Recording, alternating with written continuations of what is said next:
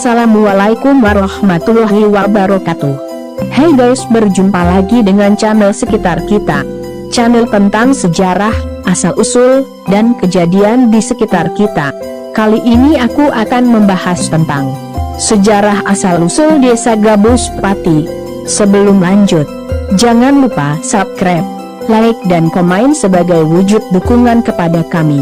Ingat, subscribe itu gratis loh, tanpa berlama-lama. Kita langsung ke cerita.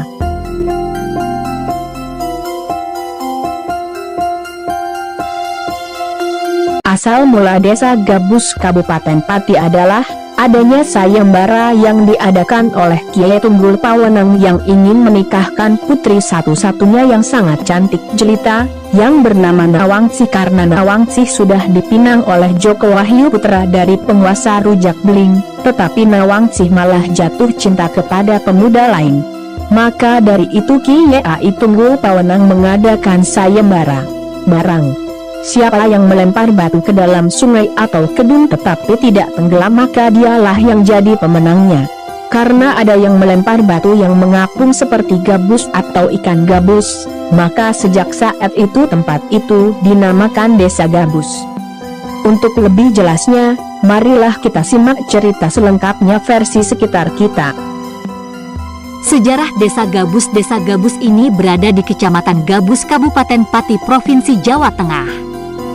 Dahulu kala jauh sebelum Desa Gabus berdiri, ada seorang tokoh yang bernama Kiai Tunggul Pawenang. Ia memiliki seorang putri yang sangat cantik jelita bernama Nawangsih. Kecantikannya termasyhur hingga ke seluruh pelosok negeri sehingga banyak pria yang ingin mempersuntingnya.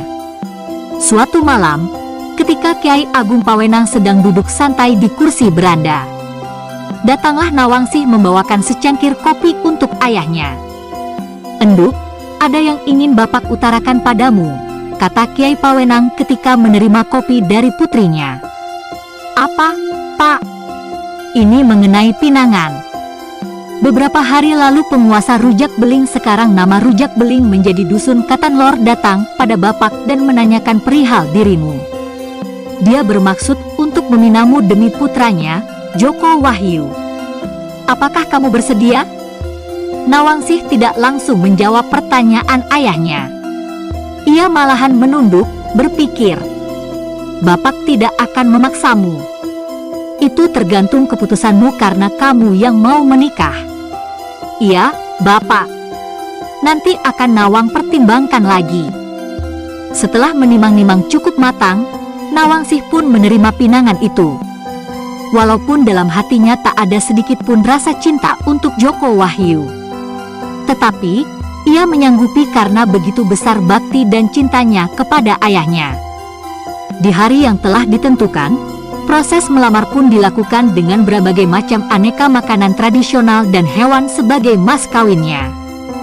Selang beberapa hari setelah proses lamaran selesai, kehidupan Nawangsih dan Kiai Pawenang berjalan seperti hari-hari biasanya. Suatu ketika datanglah seorang prajurit muda tampan bernama Damar Jati, Raden Syahid, tetapi bukan Sunan Kalijaga. Ia datang dengan keadaan yang terluka parah, yang diduga dari Embah Selo atau dari arah selatan. Menurut dugaan masyarakat setempat, ia melarikan diri dari suatu peperangan yang sedang berlangsung di selatan. Dalam keadaan terluka parah, ia membersihkan diri di sungai. Saat ia membersihkan sungai tersebut, luka-luka di tubuhnya mengeluarkan darah yang amat banyak, sehingga terbawa arus dan mengalir ke sungai. Hal itu menyebabkan terjadinya perubahan air sungai menjadi kemerah-merahan. Sejak saat itu, di mana tempat terjadinya percampuran darah dan air, masyarakat menyebutnya dengan nama Sungai Sogo yang berarti merah. Menurut keterangan dari Embah Seno, beberapa masyarakat sekitar kadang masih menjumpai warna kemerahan di sungai tersebut. Setelah membersihkan luka-lukanya, Damar Jati dengan tertatih-tatih mencoba mencari tempat persembunyian yang aman dari kejaran musuh.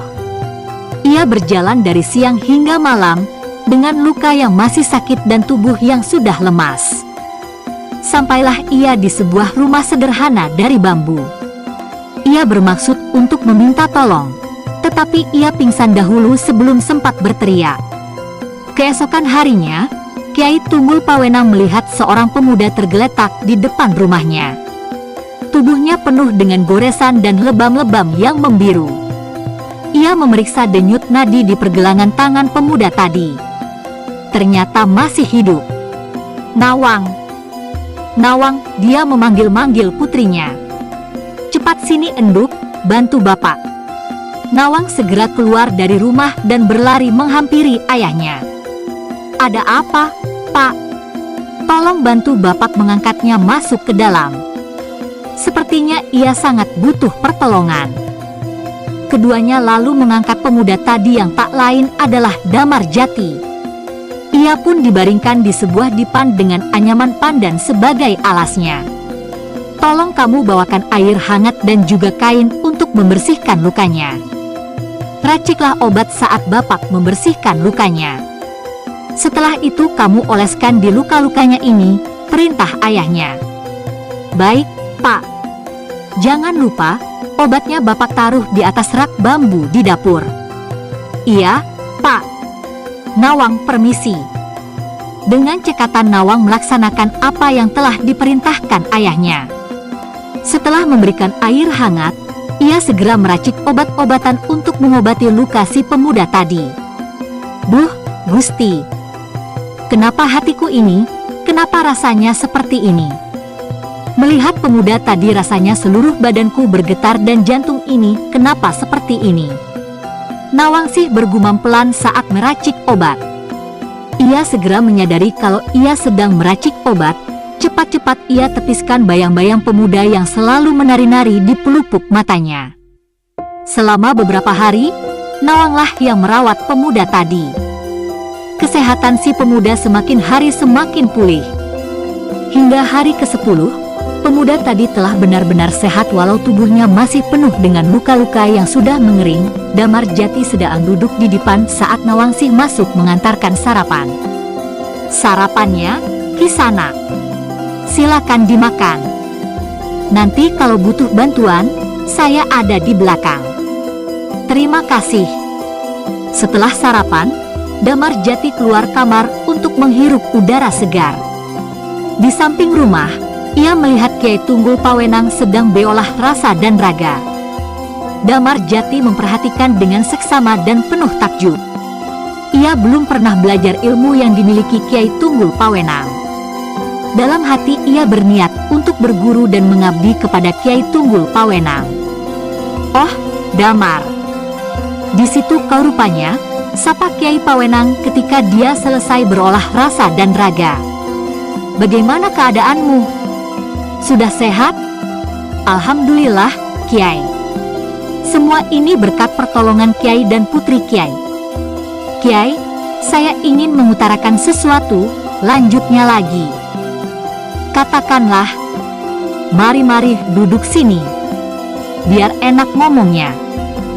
Kiai mengajak Damar untuk duduk di sebuah dipan di depan rumah. Begini, sebelumnya saya mengucapkan terima kasih karena sudah menolong saya. Kedua, saya ingin membalas kebaikan Kiai dengan mengabdi sekaligus belajar ilmu dari Kiai. Untuk yang kedua ini, keputusan saya serahkan pada Kiai apakah saya diperbolehkan atau tidak. Oh, bagus itu. Lagi pula jika kamu aman di sini, kamu boleh tinggal di sini dan mengabdi. Saya malah senang bisa mengajarkan apa yang saya bisa dengan ilmu yang tak seberapa. Terima kasih banyak, Kiai. Damar lalu mencium tangan Kiai Pawenang sebagai wujud terima kasih serta kesopanan yang muda terhadap yang tua. Hari itu juga, Damar Jati mengabdi kepada Kiai Tunggul Pawenang. Sang waktu pun berjalan sesuai irama takdir. Cinta pun bersemi di antara putrinya dan Damar Jati. Keduanya pun menjalin asmara merajut cinta dan cita.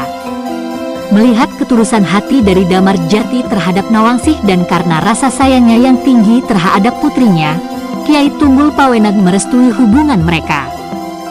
Pinangan dari dusun Rujak Beling pun dibatalkan secara sepihak oleh Kiai Tunggul Pawenang. Bapak, bagaimana jika nanti penguasa Rujak Beling marah dan ingin membuat perhitungan? Tanya Nawangsih cemas. Tenang saja putriku, Bapak akan mencari bantuan kepada teman-teman Bapak. Bapak yakin mereka pasti mau membantu, hibur Kiai Pawenang. Mendengar kabar ditolaknya pinangan secara sepihak, membuat penguasa Rujak Beling marah dan sakit hati terhadap sikap dari Kiai Tunggul Pawenang. Kurang ajar, ini tidak bisa dibiarkan. Kiai Tunggul Pawenang telah berkhianat, katanya dengan penuh amarah yang berkobar di dada. Kau, panggilnya pada si mata-mata suruhannya, katakan pada Kiai Tunggul Pawenang bahwa aku tidak terima dan ingin melakukan perhitungan. Baik, perintah akan segera dilaksanakan. Si mata-mata pun pergi melaksanakan perintah. Patih, tolong kirimkan surat permintaan bantuan kepada pembesar Dalingan, penguasa Sinom, dan pembesar Kat. Si mata-mata pun pergi melaksanakan perintah. Patih, tolong kirimkan surat permintaan bantuan kepada pembesar Dalingan, penguasa Sinom, dan pembesar Katan untuk membantu peperangan kita. Baik, Tuan. Kiai Tunggul Pawenang yang mengetahui siasat penguasa Rujak Beling tidak tinggal diam.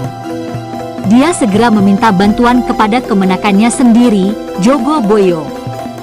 Jogo Boyo bersama orang-orang sakti diantaranya Embah Dalim dan Embah Gonggomino datang membantu Kiai Tunggul Pawenang. Embah Siwatu seorang pendatang juga hadir dan membantu Kiai Tunggul Pawenang. Terjadilah perang dahsyat antara keduanya, sama sakti sama kuat hingga sulit ditemukan siapa pemenangnya. Ini tidak bisa dibiarkan terus-menerus. Ini hanya akan meresahkan warga. Kita sudahi saja peperangan ini, usul Kiai Pawenang di jeda perang. Tidak bisa. Perang ini harus diselesaikan. Kecuali jika kau mau mengalah dan menyerahkan putrimu. Tidak akan kubiarkan itu terjadi. Geram Damar Jati. Pecahlah peperangan untuk yang kedua kali. Kedua belah pihak tak ada yang merasa lelah apalagi sukarela mengalah. Kiai Tunggul Pawenang prihatin sekali hingga ia akhirnya memutuskan untuk membuat suatu sayembara. Sayembara itu menggunakan 2 buah batu yang nantinya akan dilempar ke dalam kedung sungai yang sangat dalam. Menurut keterangan Embah Seno, tempat yang dulu digunakan untuk sayembara itu sekarang bernama Dusun Paras berasal dari nama sepasang batu Paras-Parasi. Aturan mainnya, kedua batu itu dilempar ke sungai. Bila batu dari sang pelempar terapung, maka ia menang dan sebaliknya. Ketika Kiai Tunggul Pawenang akan melemparkan batu tersebut, para pendukung Kiai Tunggul Pawenang bersorak mengatakan timbul-timbul ngampul-ngampul secara terus-menerus. Berkat kesaktiannya dan atas izin Tuhan, dan doa dari para pendukung Kiai Tunggul Pawenang, batu yang dilemparnya pun mengapung. Orang-orang pun berteriak, batunya mengapung seperti gabus. Karena kejadian itulah tempat atau desa itu dinamakan Desa Gabus. Alhasil, Kiai Tunggul Pawenanglah yang menjadi pemenangnya. Penguasa Rujak Beling marah, namun hanya bisa pasrah. Ia mau tak mau harus mengakui kekalahannya dan pulang dengan tangan hampa. Kiai Tunggul Pawenang pun melangsungkan pernikahan Damar Jati dengan putrinya, Nawangsih yang terkasih. Upacara yang sederhana itu memiliki sejarah yang luar biasa, terlebih bagi kedua mempelai akhirnya berbahagia. Sekian cerita versi sekitar kita. Apabila ada kekurangan dan kesalahan dalam cerita ini, kami mohon maaf yang sebesar-besarnya. Karena ini adalah kekurangan kami. Wassalamualaikum warahmatullahi wabarakatuh. Salam.